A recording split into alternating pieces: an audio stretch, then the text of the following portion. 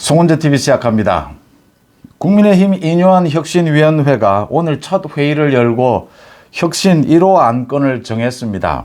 이준석과 홍준표 또 김재원에 대해서 대사면을 하자, 징계를 해제하자라고 하는 안건을 혁신위 1호 안건으로 정했습니다.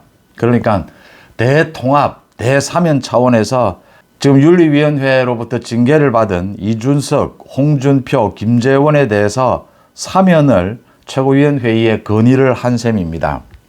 혁신위 1호 안건이 뭐가 될 것이냐, 언제쯤 나올 것이냐. 그러니까 혁신위가 오늘 첫 회의에서 1호 안건을 의결을 했습니다. 혁신위원들 사이에 민생을 이야기해야 된다. 혁신위 1호 안건이 가장 중요한데, 또 강서구 정장 선거 패배에 대한 반성 등이 거론이 됐는데, 당내 통합을 위해서 이준석, 홍준표, 김재원에 대한 이 징계 해제, 대사면 이걸 건의하자라는 걸로 정했습니다.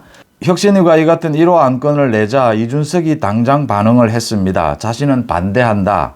자신의 페이스북에 조금 전에 글을 올려서 당권을 장악하기 위해 있었던 무리한 일들을 공개적으로 지적하고 반성하도록 하는 게 혁신위의 일이지, 우격다짐으로 아량이라도 베풀듯이 이런 식으로 접근을 하는 것은 사태를 악화시킨다라고 하면서 이준석이 저는 이런 혁신위의 생각에 반대한다. 재론치 않았으면 좋겠다.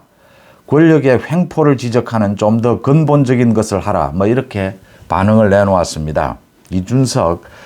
이준석에 대해서 인요한 혁신위가 혁신위 1호 안건으로 대사면 이걸 결정한 것은 그럴듯해 보입니다.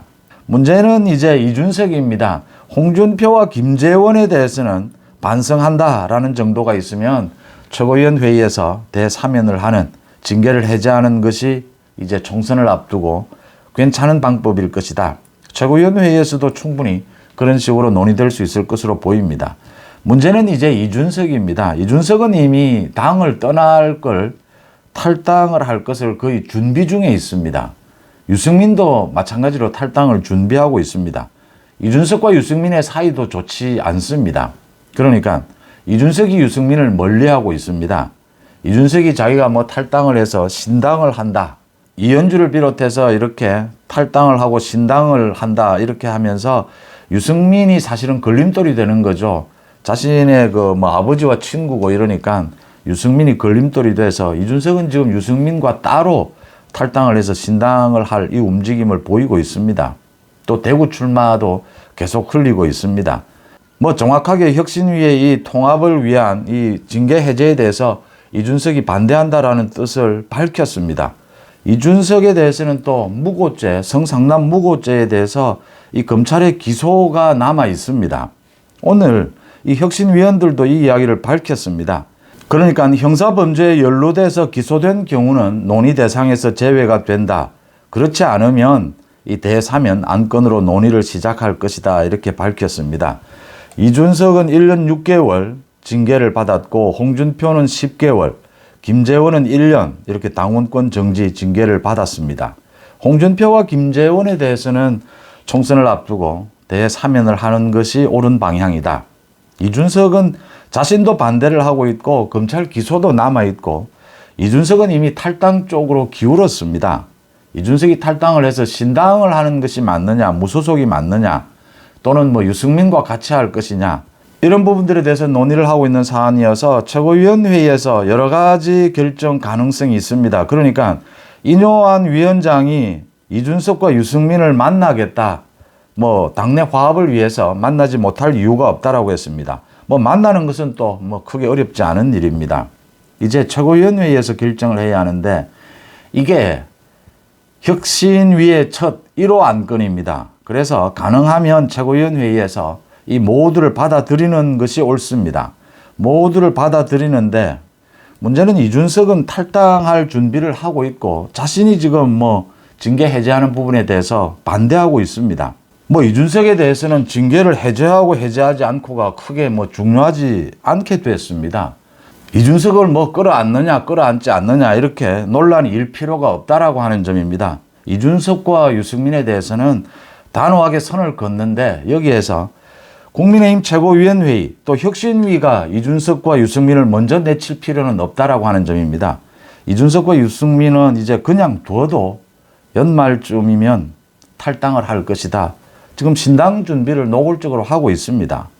물론 아직도 이준석, 유승민이 국민의힘에 자신을 잡아달라 여러 가지 거래를 하는 이런 모습도 보이고 있지만 누구도 지금 이준석과 유승민에 대해서 어떤 협의도 하지 않기 때문에 인요한 혁신위원장이 이준석과 유승민을 만나는 것까지는 괜찮다.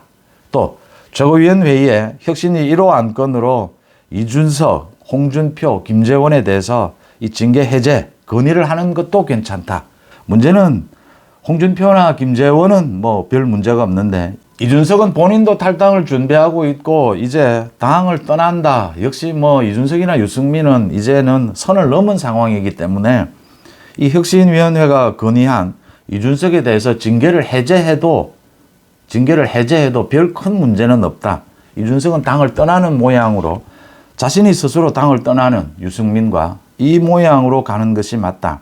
혁신위의 1호 안건으로 당내 통합, 그래서 징계 해제 이걸 건의를 했습니다.